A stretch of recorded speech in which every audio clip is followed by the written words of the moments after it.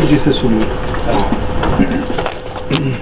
मैं अपने सभी साथियों को जय भीम, नमस्कार।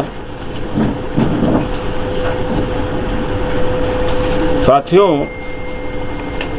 ये कोई राजनीतिक मुद्दा नहीं और 15 अगस्त को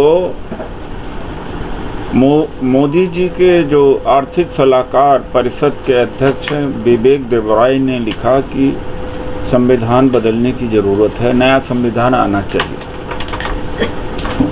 इसके अतिरिक्त वन नेशन वन इलेक्शन के लिए का presidential form of the government यानी parliamentary form of the government से हट करके राष्ट्रपति प्रणाली की ओर देश का बढ़ना, वह भी संविधान को खत्म करने के बराबर। इसके अलावा भी बाबा साहब डॉक्टर अंबेडकर का भयंकर अपमान कि एक अछूत ने, एक दलित ने लिख दिया, इंडिया का नाम सुझाया था और इंडिया चूंकि उन्होंने सुझाया था इसलिए मोदी जी की सरकार इंडिया को हटा रही और राष्ट्रपति के द्वारा जो निमंत्रण भेजा गया उसमें इंडिया हटा करके भारत किया गया और G20 समिट में भी प्रधानमंत्री जी ने अपने नेम प्लेट पर भारत लिखा, इंडिया नहीं। तो इतना नफरत है। और जब संविधान बन रहा था तो आरएसएस के चीफ गोलवलकर ने कहा था कि डॉक्टर अंबेडकर ने तो संविधान विभिन्न देशों से लेकर के यानी जोड़ा है, कट पीस इकट्ठा करके जोड़ा है। फिर 12 दिसंबर 1949 में संविधान की प्रति जलाई गई थी और बाबा साहब का पुतला जलाया गया था। ये उस समय हिंदू महासभा आरएसएस हुआ करता था। वाजपेयी की सरकार जब बनी तो वाजपेयी की सरकार ने संविधान में बदलाव के लिए एक आयोग बनाया था वेंकटचय्या के नेतृत्व। मैं कहता हूं कि कोई भी नागरिक हो जो सेकुलर है, मानवतावादी है, उसके लिए 2 महीने का समय है। अगर 2 महीने में घर से निकल करके 3 महीने में आवाज़ उठा सका तो संविधान बच जाएगा। मेरा कहने का मतलब यह है कि उसके बाद में जब चुनावी मोड में आ जाएंगे तो प्रचार प्रसार का समय नहीं रहेगा, जागरण का समय नहीं रहेगा। अगर 2024 में दोबारा लौटते हैं तो हो सकता है कि आज जो मैं आपके सामने बैठा हूँ, न आप बैठे रहेंगे न हम बैठे रहेंगे। और इसलिए 5 नवंबर को रामलीला मैदान में रैली रखी गई है। एक आदमी जो चुनाव लड़ने की तैयारी कर रहा हो, वह सब कुछ राजनीति छोड़ करके 3 महीने 4 महीने इस सामाजिक काम पे लग रहा हो, उस क्षति को मैं ही जानता हूँ। लेकिन संविधान बचाने ज़्यादा जरूरी है। मेरा व्यक्तिगत हित जरूरी नहीं है, संसद में पहुँचूँ या न पहुँचूँ, उसका वो जरूरी नहीं है। और वास्तव में जो मैं बता रहा हूँ कि जो भी लोकसभा की तैयारी करता है, साल 1.5 साल से अपने क्षेत्र से हिलता नहीं। और कल हरदोई में बड़ा सम्मेलन किया संविधान बचाने के लिए। तो मेरा ये कहने का मतलब है कि सबसे मैं प्रार्थना कर रहा हूँ, ये परिसंघ को ही न समझा जाए, आप अपने को भी इसको अलग न समझे।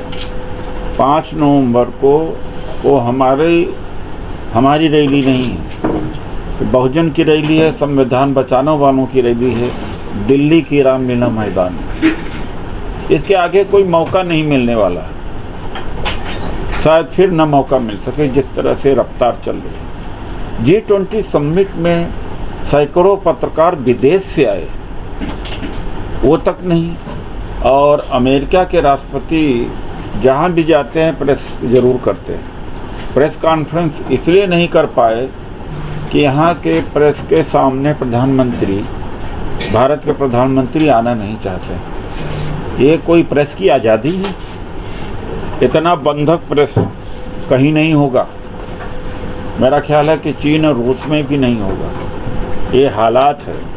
सोशल मीडिया ने मोर्चा संभाल रखा है और मैं धन्यवाद करता हूँ, लेकिन सोशल मीडिया को भी समाप्त करने के लिए तमाम अड़चनें लगती जा रही हैं और दोबारा ये आएंगे तो नहीं हो पाएगा। तो यही मेरा आग्रह है कि देश की जनता, ये न मेरा है न तेरा है, ये सबका है। 5 नवंबर को दिल्ली की रामलीला मैदान में जो भी संदेश हो वो सब सुन कर के आएँ। और आपके माध्यम से मैं अपील करना चाहता हूँ कि लोग हमसे संपर्क भी कर सकते हैं। मैं एक नंबर अपना छोड़ता हूँ, हमारा सहयोगी डॉक्टर ओम सुधा का नंबर है 8789325595। यह हमारा व्हाट्सएप नंबर, कॉलिंग नंबर है। पूरे देश में इस नंबर को फैलाया जाए। मैं स्वयं सबसे बात करूंगा जो रैली में आना चाहेगा। मैं और लोगों से भी कहूंगा जो विभिन्न पार्टियों में, दलित समाज के लोग हैं, चाहे कांग्रेस हो, भारतीय जनता पार्टी में हो, समाजवादी पार्टी में, भाई कुछ दिनों के लिए अपना निजी हित की अनदेखी कर दो, बच जाएंगे हम। बाबा साहब का संविधान बच जाएगा। यानी राजनीति में आदमी तो रात दिन समय देता है और खूब पैसा भी लगाता है, चाहे वो जीते या न हारे, वो संतोष कर जाता है। लेकिन सामाजिक काम के लिए उसको उसके ऊपर बड़ा मुसीबत का पहाड़ पड़ता जैसा होता अगर उससे अपील किया जाता है। तो मैं उनसे भी अपील करूंगा, कोई दल का नहीं है, किसी एक संगठन का नहीं है, ये आह्वान है संविधान बचाने का। धन्यवाद। ये हमारा पहला मुद्दा है। दूसरा मुद्दा है, जब उदयनिधि स्टालिन ने बयान दिया कि हिंदू धर्म या सनातन ये मलेरिया डेंगू जैसा है, तो इस देश के अंदर बहुत बड़ी चर्चा शुरू हुई। लेकिन अगर अतीत को देखा जाए तो पेरियार के नेतृत्व में जो आंदोलन चलते थे उसमें हिंदू देवी देवता की मूर्तियां इकट्ठा करके और भी जो सामग्रियां हैं उनकी होली जलाई जाती थी। तब तो भाई आपने विरोध नहीं किया। AIADMK भी इसी विचारधारा का है। AIADMK से तो सफाई आप नहीं ले रहे। अब उदयनिधि स्टालिन ने जो बोला भी है, ये द्रविडियन कल्चर का हिस्सा है। अब आप DMK से दो हाथ करिए, बजाय कि आप पूरे देश के अंदर माहौल खराब करने का कोशिश कर रहे हैं कि हिंदू धर्म नष्ट हो रहा है। भाई या सनातन, एक तरफ ये कहते हैं कि सनातन आदि और अनंत है, शाश्वत है, तो भाई शब्दों से क्या सनातन मिट जाए, सनातन खत्म हो जाएगा? एक माहौल मिल गया। ऐसे माहौल में इस पर मोदी जी ने कहा था कि मंत्री हमारे जवाब दें, सख्ती से जवाब दें। तो मैंने स्वीकार किया चुनौती कि हम सख्ती से संवाद करने को तैयार हैं। फौरन प्रधानमंत्री जी को पत्र लिखा, हमने कहा कि सनातन पर बहस करने के लिए हम तैयार हैं। ये 52% जो पिछड़ों को आरक्षण मिला था, जिसका विरोध आरएसएस बीजेपी में किया था, ये क्या सनातनी नहीं है? और जब अखिलेश यादव की कोठी का गंगा जल से पवित्र किया जाता है तो सनातनी नहीं है? और रामनाथ कोविंद जी और द्रौपदी मुर्मू जी का जब पुरी के मंदिर में अपमान होता है तो क्या सनातनी नहीं है? आरक्षण का विरोध क्या ईसाई मुसलमान करते हैं? ये दुर्भाग्य की बात है कि मंडल के विरोध में कमंडल निकला, बाद में कमंडल में मंडल काफी हद तक अंदर आ गया। अब मंडल को कमंडल से निकालना है। आप लोग मंडल से को कमंडल से निकालने की कोशिश कर रहे हैं और निकल भी रहा है। तो ये आज की स्थिति है कि सनातन पर बहस करिए। बाबा साहब डॉक्टर अम्बेडकर ने जाति उच्छेद में कहा था उन्होंने कि वेदों शास्त्रों को बिना डायनामाइट उड़ाए आप जाति को समाप्त नहीं कर सकते। इस पर बहस करिए मोदी जी, इस पर आरएसएस बीजेपी करे, क्योंकि बाबा साहब का तो मानते हैं वो लोग। बाबा साहब ने भी कहा था कि हिंदू बीमार है और ये जो बीमार दूसरे को बीमार कर सकता है, कभी सुखहाल या खुशहाल समाज का निर्माण नहीं करने देता है।